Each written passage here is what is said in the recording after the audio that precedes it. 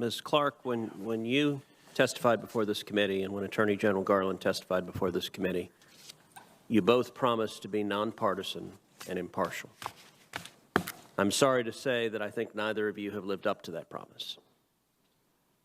Within weeks of President Biden being sworn in, the Department of Justice dismissed a Civil Rights Division lawsuit it had against Yale University for explicit racial discrimination. Yale has a policy that discriminates against Asian Americans in admissions. It does so brazenly and openly, and yet the Department of Justice decided that preventing racial discrimination did not fit within the purview of the Biden DOJ. Now, in your defense, you were not yet there, neither was Merrick Garland. So that was merely the initial political operatives of the Biden administration doing what they believed was consistent with the preferences of the president. But just this week, after you were there, after Merrick Garland was there, the Department of Justice issued a memorandum to the FBI instructing them to mobilize against parents across the country, parents of school kids, who have the temerity to show up at school boards and express their opposition to the teaching of critical race theory, a pernicious theory that divides us on racial lines, that tells school children the lie that America is fundamentally racist, that America is irredeemably racist, that all white people are racist. It spreads racial division. Many parents are understandably quite dismayed at schools that are teaching this to their children, sometimes as young as 5. And yet the Department of Justice looked at that issue and decided to label the parents objecting to this teaching as domestic terrorists. Did you participate in discussions about the memo before it was issued? Senator, I can't talk about internal deliberations. You can't talk about whether you participated in discussions about the memo? No, but what I can tell you is that the Civil Rights Division will play a role going forward. The Attorney General has asked the department to undertake a review, and the division will participate in that review to determine how federal enforcement tools can be used to prosecute crimes. Do you believe parents objecting to the teaching of critical race theory have civil rights in the democratic process? I don't follow the question, Senator. You don't understand the question whether parents objecting to critical race theory have civil rights? The First Amendment is a core value in our democracy, and I didn't say free speech. I said civil rights. School board meetings are democratic. They are petitioning your local government. Do they have civil rights that the voting rights gives a damn about? Yet they have the right to express their view, to challenge the school boards, to ask. And is it beneficial for the Attorney General to label them as domestic terrorists and direct the FBI to target them? The Attorney General's memo deals with threats against public servants and says that threats against public servants are not only illegal, they run counter to our nation's core values. Do you believe parents objecting at school boards are domestic terrorists? I don't, Senator. Do you believe ANTlFA are domestic terrorists? I don't have a view about ANTlFA. Do you believe the Black Lives Matter protesters who burned shops, who firebombed police cars, who murdered police officers, do you believe they're domestic terrorists? Senator, I believe that we live in a society where people espouse different views, but what we don't want are threats. You know, Ms. Clark, it is amazing that you're not willing to condemn people who are murdering police officers and firebombing cities because your politics aligns with them. But at the same time, when it comes to parents at school boards, you're perfectly comfortable with calling a mom at a PTA meeting a domestic terrorist. Ms. Clark, with all due respect, this demonstrates why the Democrat proposal to take someone with as long a partisan record as you have and to put you in charge of striking down any voting rights law in the country that you disagree with is nothing but a partisan power grab. Let me give another example, because your division has operated in a purely partisan way. The Department of Justice dismissed the civil rights lawsuits against the state of New York, the state of Pennsylvania, the state of Michigan for those governors' policies that sent COVID-positive patients into nursing homes, forced the nursing homes to take those patients, a decision, a political decision that resulted in tens of thousands of deaths. One of those governors, Andrew Cuomo, has now resigned in disgrace, and his staff had admitted they lied, underreporting the deaths that policy caused, and yet your division dismissed the lawsuit against those Democratic governors. How are we to see that as anything other than a purely partisan decision? The letters that were issued to officials in the matters that you referenced were put together by career officials inside the department. Career officials can't be partisan? This department carries out its work free from political Are you interference. testifying to this committee that there are no career officials in the Department of Justice who are partisan? Partisanship does not impact the way that we carry out our Except enforcement miraculously, you dismissed the lawsuits against Democratic governors, even when their policies may have caused the deaths of tens of thousands of people. You also dismissed a lawsuit that was brought against a medical center that had a pattern of discriminating against healthcare providers that, for conscience reasons, didn't want to implement abortions, even though clear federal law protects their civil rights. Why did you dismiss that civil rights lawsuit in contravention of federal law?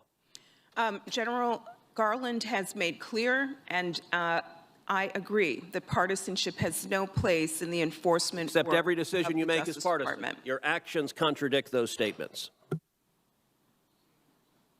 Your time has expired. We're going to stand in recess and subject to the call of the chair. I want to apologize to the witnesses on both sides, but this. Put aside our differences and do what's right for democracy. I know we can.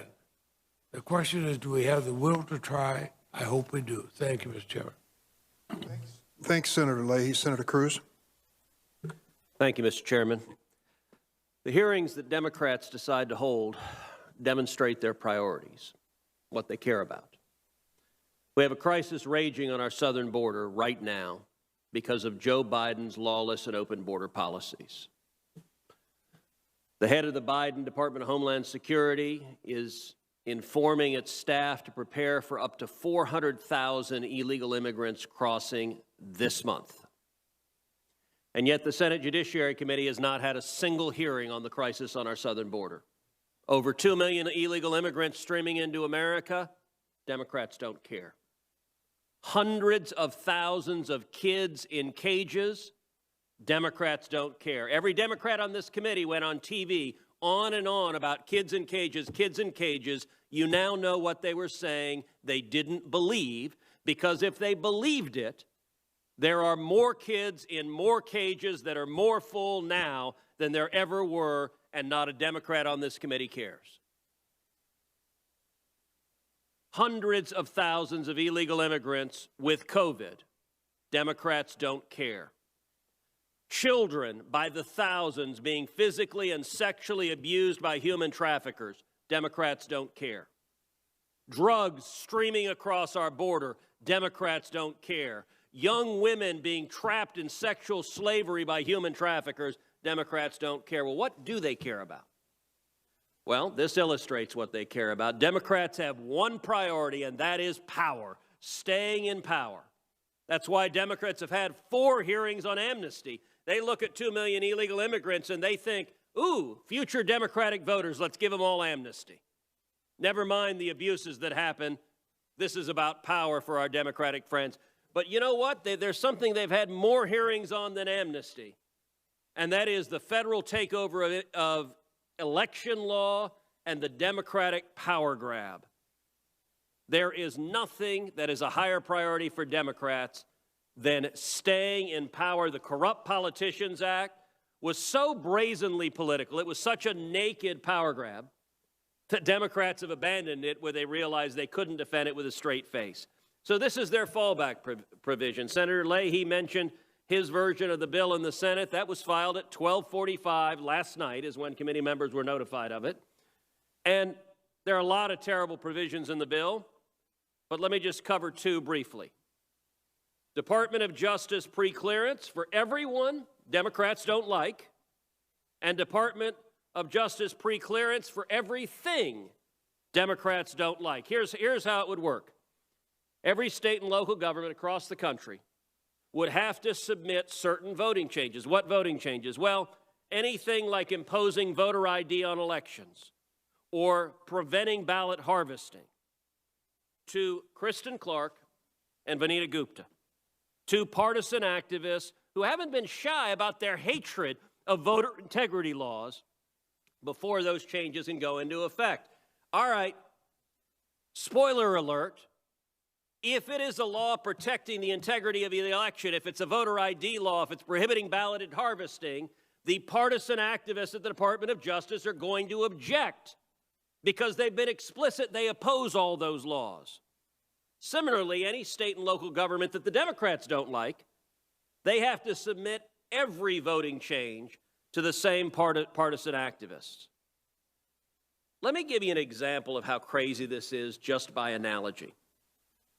Can you imagine if Republicans proposed a law that said that states like California and New York and Illinois have to submit every law or policy affecting religious liberty or affecting firearms to a brand new division of the Department of Justice staffed almost entirely by activists who've been fighting in favor of religious liberty and in favor of the Second Amendment their entire time?